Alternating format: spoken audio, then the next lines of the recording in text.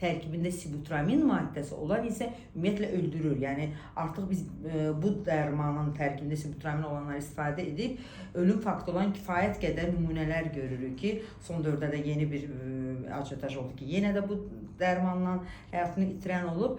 Səbəb nədir? Nə baş verir? Ümumiyyətlə bu tərkib 70-ci illərdən sonra hətta ABŞ-dan istinadən əslində imtina olunmuşdu. Yəni bunun tərkib analiz olunanda da antidepressant qədər təsiri güclü olan bir maddədir və eyni zamanda o orqanizmə daxil olduqdan sonra niyə görə arıqlamaq üçün istifadə olunur? Çünki hipotalamusa təsir edir ki, bu çox deyək ki, tərəddüd etdiyimiz narahat bir zonadır ki, yəni əslində arıqlamaq üçün bu zonaya toxunmaq lazım deyil. Yəni hipotalamusda aclıq mərkəzinə toxunma var və bunun nəticəsində insanların iştahı azalır və növbəti etapı gəlin izah edim. İştah azaldığında nə baş verir? Mən o yüzden həmişə söyləyirəm ki, əzizlərim, sizə iştahı azaldaraq arıqlama deyək ki, vəd edən, yəni bu sözü eşidirsinizsə, ümumiyyətlə konseptdən uzaq durun, o mütəxəssisdən də kənar qaçın ki, yəni iştah azalaraq arıqlama sözünün əsasında səhvdir. Çünki rasional qidalanma elminin özünün funksiyası var. Yəni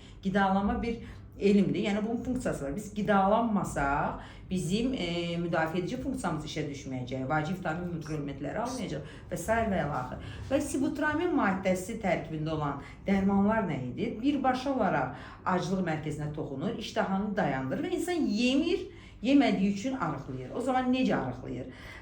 Yemədiyi üçün, qida qəbul etmədiyi üçün bu zaman orqanizmin belə bir laborator bir funksiyası var da, belə deyək.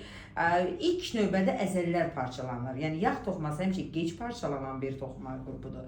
Əzələ kütləsi isə, əzələ toxumaları qida daxil olmadıqda, orqanizmə davamlı amin turşuları daxil olmadıqda bu zəncir qırılır və beləliklə də bizim əzələmizin tərkibi olan amin turşular, zulal, yəni ki, bunlar parçalanır və əzələ itkisi deyilən bir patologiya ilə üzləşirik. Və əzələ itkisi çoxaldıqda eyni zamanda hüceyrə arası mayemiz var, orqanizm vacib mayesi.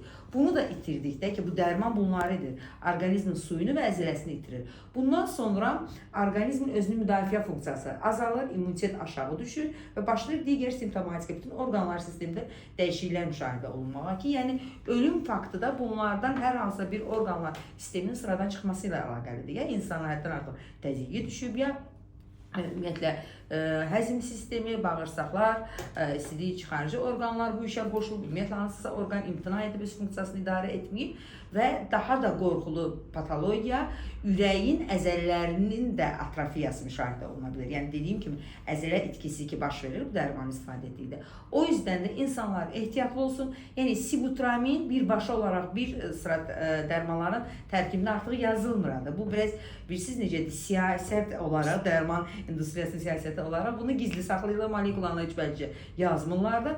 Bu molekula yazılmadan bir marketing bicliyi belə deyək edirlər. Yəni insanlar oxumur sibutramini, düşünür ki bəlkə bu dərman deyil, başqasıdır. Ümumiyyətlə hər kəs yadında saxlasın ki, bir dərmanı arıqladan dərman deyə təqdim olunursa səhvdir.